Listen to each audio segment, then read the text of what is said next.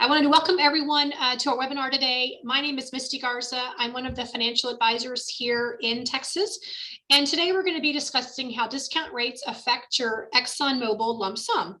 Now, if you don't work for Exxon, you'll still find this beneficial as interest rates still affect the lump sum value of companies' pensions. They just might calculate it a little differently due to the time frame that they use.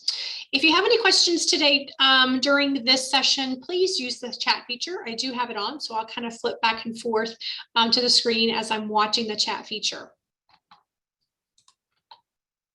All right, for those of you that are new here and not familiar with Bogart Wealth, our mission statement is to help clients achieve financial peace of mind by preserving and maximizing intergenerational wealth. We currently have about $2.1 billion in assets under advisement. We're a registered investment advisor, which means we're an independent advisory firm. We have a fiduciary responsibility to place your interests above all else and act in your best interest. We use Charles Schwab as our custodian, so your assets are never held with Bogart directly. We're a fee-only firm. We do not charge commissions. Our firm has been growing. Here's a quick snapshot of all of our advisors here at Bogart. If you want to find out more about any one of us, please feel free to visit our website where you can learn more and read our bios, as well as find our contact information for each one of us. Our team here also consists of our financial planning department and operations. We manage our own investments, and it's headed up by Alex Spencer, our Chief Investment Officer. We also have a tax team we work with that is based in the Woodlands. We have 3 offices. Our headquarters is in Virginia with 2 offices here in Houston. I'm based out of the Houston office on Gessner, but I do go back and forth to the Woodlands office as well. If you've worked with us before, you know that the heart of what we do is planning. There are various aspects we focus on at different times and stages of your life. It's important to have a plan that is created for you and your specific goals. This is just an illustration to show you a few of the areas we focus on when creating your plan. Now, and some of these can be important to you at different stages of your life, whether you're still accumulating, you are going into retirement, you're already retired, or we are looking several years post-retirement. Your goals and objectives can change throughout your life. One of the services we provide to individuals is one-on-one financial planning sessions. And in these meetings, we'll go over what your goals and objectives are and your current progress to meeting those goals. We'll review any potential pitfalls we see and go over our financial planning process with you. Our hope is that once you've gone through our planning process, you'll see the value of having us on your team to help you plan and prepare for your future. This seminar today is one in a series that we offer. We have general topics that cover basic overall retirement planning and others that are very specific and drill down to specific topics, strategies, or current events. It's been a while since we focused on new webinars, so please look out for emails detailing more information about what is coming up. So let's get started and talk about how the current interest rates are affecting your lump sum calculation. One of the questions that comes up is which discount rate applies to me? For almost everybody here, all you need to remember is the general rule. The rate that's in effect on your benefit commencement date, or what we will refer to as BCD for short, will be the one that applies to you. Your benefit commencement date is always the first day of the month. It doesn't matter if the first day of the month is a holiday, the weekend, anything like that. It's always the first of the month. For example, so to get the second quarter discount rate, the absolute latest your benefit commencement date can be in June would be June 1st. So by July 1st, you're already in the third quarter. Now, there's an exception to that. And I don't know if there's any grandfathered folks in the room or not. So we'll get to the definition of grandfathered in a minute. But grandfathered in this situation means from the Pension Protection Act of 2006. And the main reason we mentioned this is because you might have heard this at some point and have in the back of your mind this option that only applies to those grandfathered people.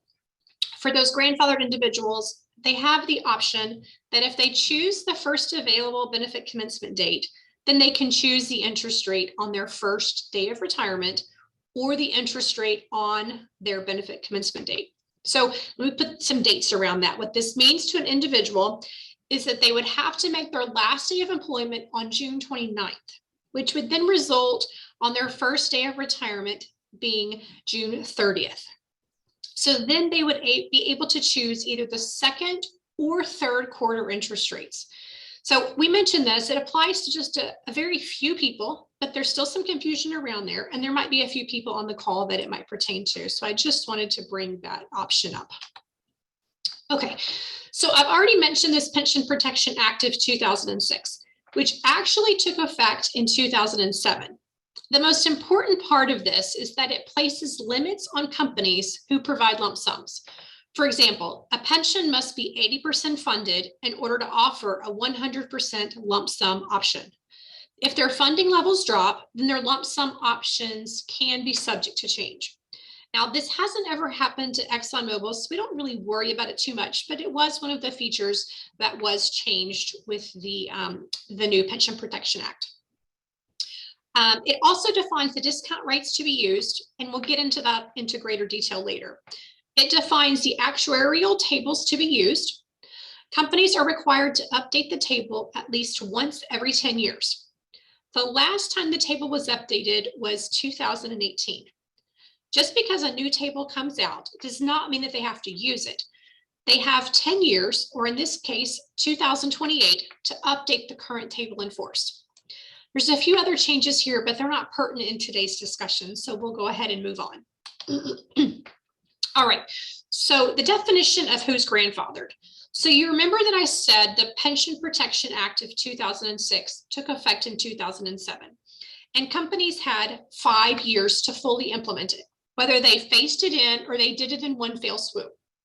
Exxon went with the one fell swoop, and so by the end of 2012, you have to be age 55 and have 15 years of service.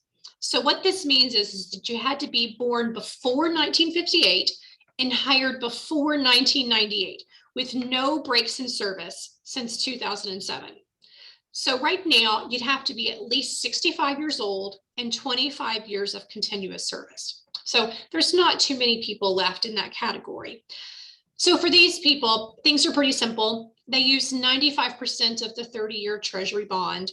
I've included the link on the slide here where you can find it. It's rounded to the nearest 0.25%.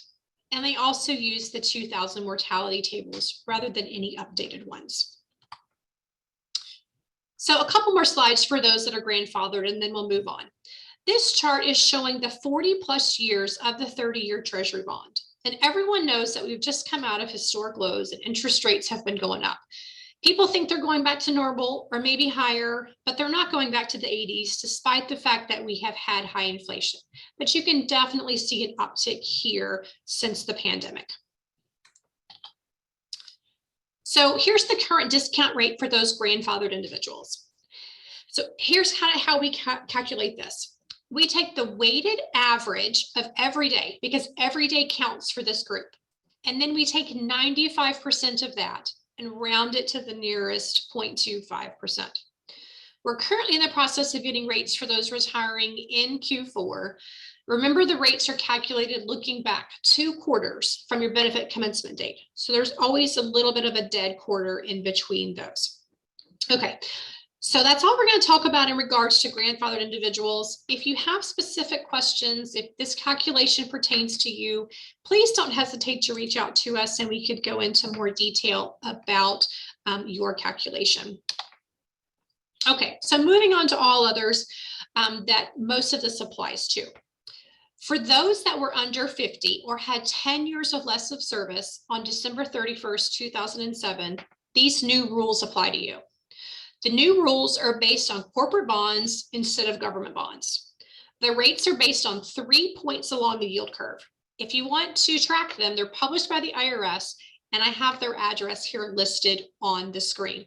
It does take a little while for the IRS to update them on their website, but the Treasury Department calculates these so we know what they are before they officially get posted to the IRS. Now, corporate bonds have higher yields than government bonds because they're riskier. They are segmented into 3 different pieces. They also use the IRS mortality table for this group of individuals, and it is updated at least every 10 years. And a longer life is good, which means you would get a longer series of payments. So this is what rates have looked like ever since the IRS has been publishing them. The numbers only go back to 2013, but as stated before, we're looking at 3 different segments for interest rates. Now, segment 1, which is here in the green line, is shorter term rates. These rates are 6 months to 5 years. Segment 2 in the blue is 5.5 years to 20 years. And segment 3 is the orange, which is 20.5 to 60 years. Now, as you can see, shorter term rates are more volatile when compared to the other 2. And when rates go up very quickly, they can get compressed, as you can see here towards the end. Okay, so remember, only the last 2 months in the quarter are used for the calculation of the interest rate, and still looking back at 2 quarters when you're looking at that, not the previous quarter. So in this instance, we track the daily rates for each segment and then compare that to the market data that's published by Bank of America and the IRS to get a little bit of a prediction. So we already have the second and third quarter rates, as you can see here listed. We have the current April rates and our projected average for April as well. And now keep in mind, April doesn't count, remember, so it's only the last 2 months of the quarter, but we use that first month of the quarter as potentially an indication to where the rates might be headed. So here's the same data, but in a little bit of a different format. It's really hard to kind of look at all of these numbers and decide on just how big of an impact does that have on me. And so what we do is we back calculate what we call the single equivalent rate. Now, for those in the non-grandfathered category, it's difficult to easily see the overall impact when short-term rates are moving at different speeds or even different directions. So this single equivalent rate makes that comparison much easier. Now, I'm going to explain all that in the next few slides, but once we have this single rate, we can compare one quarter with the next and how big of a change it is. It's different for people who are 60 versus people who are 55 as well. And we'll go into further detail on that too. So I told you I would show you a little history on the trend for these rates. You guys have probably already seen this before. So again, even though they only go back to 2013, we took the same method that we used to get our monthly projections and back casted it all the way to 1984. So you can see the overall downward trend that we've had with interest rates. So a couple of points. One is that you can see the rates have moved up quite a bit from their lows. They were at the bottom around the pandemic time. But before the pandemic, rates were already at the lowest that they had been in US history. They've clearly increased since 2022 and look to be higher than the average we have had in the previous decade. We don't know for sure what's caused this downward trend exactly over the last several decades, but let's just say we don't know where this curve is going to end. And so we don't know if it's going to create any new highs or lows anytime soon. So now that we've addressed the interest rates, the question is now, how do these interest rates affect my lump sum? So that's what the next few slides are going to be all about. What we are showing here is a simplified example that illustrates very clearly the impact of age at retirement, life expectancy, and interest rates. This does not get you to the exact amount of the lump sum, but it gets you within about 10%, or about $10,000 for every $1 million in a lump sum you have. The current mortality tables has a 60-year-old living until age 84. In this example, we have an annuity for someone paying out roughly $74,000 a year. Now, we've contrived this scenario so that we could make the lump sum equal $1 million, just for ease of illustration and math purposes. We put in the interest rates for each segment. Remember, segment 1 is through the first 5 years, segment 2 is years 6 through 20, and then segment 3, et cetera, is for the remainder of that period of time. Now, using these interest rates, we calculate the discount factor. Now, the discount factor is what we need today to invest so that we can get that amount in the future using the current interest rate listed. So we're looking for the present value of what that annuity payment is based upon these interest rates. And so in this example, we're using a single equivalent rate, which is the IRR of 5.28%.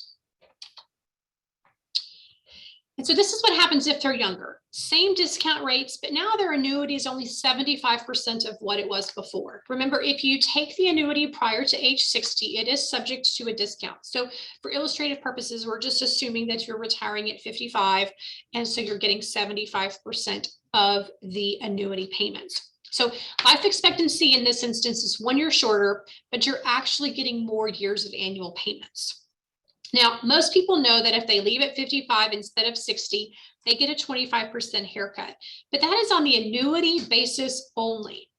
On the lump sum, they're getting a smaller annuity, but for more years. So the haircut does not come out to be exactly 25%.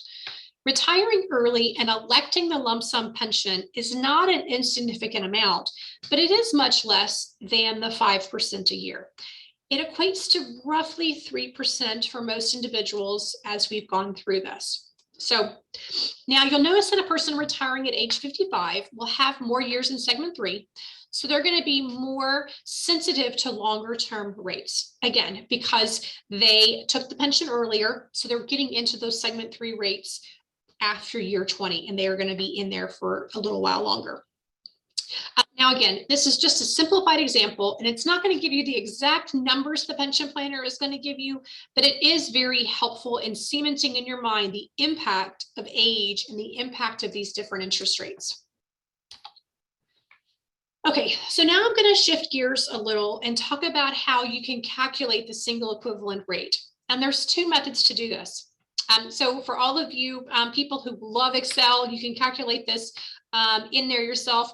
And basically what you're looking at doing is calculating the IRR in Excel. So you put $1 million at the top. It's a negative value because you're buying the annuity. And then every year you have your payment here. So whatever that payment income stream is, you would list that. And so in this cell at the top, you're going to put in IRR and for whatever this range of payments is, the minus $1 million up to the last year of the annuity payout. There's also a goal seek method here. I have some of the instructions here, but I think the first one is typically one of the easier ones to calculate. Okay, so now how big of an impact do interest rate changes have on the lump sum? Let's assume someone is age 60, retiring second quarter of this year. A single equivalent rate of 5.28% with a lump sum of $1 million. So then we can work out how much the lump sum changes as you increase interest rates. We only went up to 2%. And so what you see here is that a 1% interest rate increase is almost a 9% decrease in the lump sum. A 0.5% increase, almost 0.5% decrease. So it's not exactly linear, but it is very close at this point. So our rule of thumb is a 1% change in interest rates is close to a 10% change in lump sum. So the same goes for a decrease in interest rates. As you can see here, is that a 1% decrease in interest rates is very close to a 10% increase in your lump sum payment. So now when would one consider delaying taking the pension, given where the current state of interest rates are? Most individuals, obviously, you have choices on what you want to do with your pension. And so one misconception I find is that people think that when they retire, they have to elect their pension. And that's simply not true. You can choose to delay your pension. Now, obviously, there are certain restrictions depending on your age where you do have time limitations. But for most individuals, if you're retiring by 60, you can choose to delay it. Now, whether or not it makes sense for you is another story, but you don't have to choose in the moment. So everyone's situation is different. And depending whether or not you're taking a lump sum or annuity or a combination of both, we recommend that you talk to your advisor to determine the pros and cons of each option. If you don't need the money right now, you're retiring before 60 or expecting interest rates to fall, you might want to talk through your decision. All right. So now let's talk about timing and preparing for retirement with decisions that need to be made. So we've already established that we do not have to elect our pension when we retire. But if we wanted to elect our pension, this will kind of walk through a few of the things that we would need to get to turn in with timing of getting that payout done. Now we have two different versions of this. We have the really nice picture illustration here, and then we kind of have our engineer version that actually lays out specific dates. So I'm going to go with this version so that you can see those specific dates here. So, okay, if you're looking to retire with a September 1st, 2023 benefit commencement date, you can start 90 to 120 days out, which would be around May 4th. So very close to right now. So as you can see here, you inform your supervisor and your timekeeper of your last day on payroll, and then you request your intent to retire package. Now, for some individuals, requesting this package can be done online. For others, you might have to contact the pension group directly to start the process. So sometimes depending upon your ranking there within Exxon, if you were previously part of another division that was bought or sold or moved within the different mergers and acquisitions, you might have to contact the pension group. So once you have done that and you've started the process, the pension package must be turned in good order 35 days prior to your benefit commencement date in order to receive your payment on that date. So one of the misconceptions is that you have to have your paperwork in by good order for sure by that date. And that is simply not true. You just have to have requested your packet before that benefit commencement date. Now, the paperwork that you do have does have an expiration date on it. So it is important that if you do have a packet, rather than doing it online, there are some due dates to where that does need to be turned in within a certain period of time. But basically, a lot of individuals, if you want to receive your check on your benefit commencement date, which would be in this instance around that September 1st timeline, then you want to have it in 35 days prior to get that. If you missed it, it just means it's going to be pushed out the next month. If there's any other issues, they keep pushing that out for the payment. Now, you also need to get your medical benefit payment set up on the benefits website. If you're electing the monthly pension, your benefit premiums, your healthcare premiums will come out of your pension.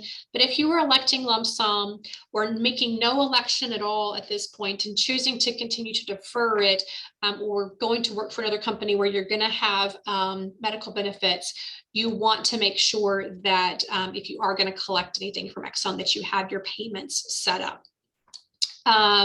So keep in mind, in regards to that, you are going to get a new medical ID card since you're moving over to the retirees portion of the medical plan. So we always caution people that if you're going to retire, and don't schedule all of your doctor's appointments the next week, because you might not have your card in time, and there might be some issues with your new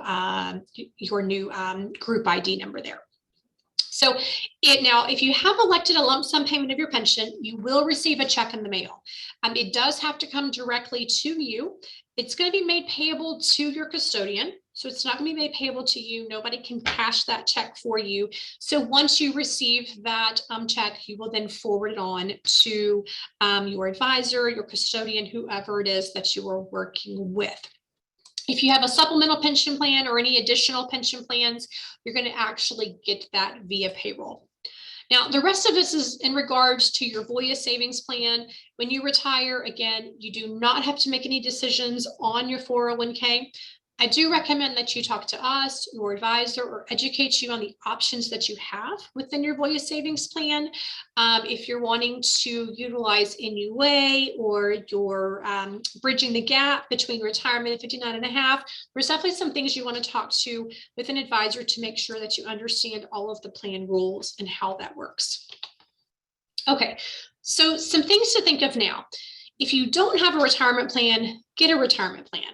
If you don't have one, we would love to help you create one and guide you through the decision-making process. It's important to create a budget, know your cash flow goals before you retire. Doesn't mean you have to know exactly what retirement looks like, but we do want to have a good indication of what your habits are, your current lifestyle, and what it is that you're going to want to do during retirement. Because we've helped hundreds of people retire, we can help you with the pitfalls or things that people tend to miss when they're planning for retirement. So we're more than happy to review those with you and make sure that you're not missing anything. And it's also important to know your long-term risk profile. We have several ways that we do that. There's 3 pieces to your risk profile that we look at. Obviously, there's a numerical piece that says, in order for my plan to be successful, this is the rate of return I need to get. There's a behavioral and emotional component to it as well. During times like 2008, last year, how did we react? How did we feel about that? And so it's important to understand that aspect of risk as well. So that's going to conclude this webinar for now. If you found this valuable and want to see more webinars that we've done, you can find them on our website under resources, events, video events. If you'd like to refer back to this webinar, it will be posted shortly after today.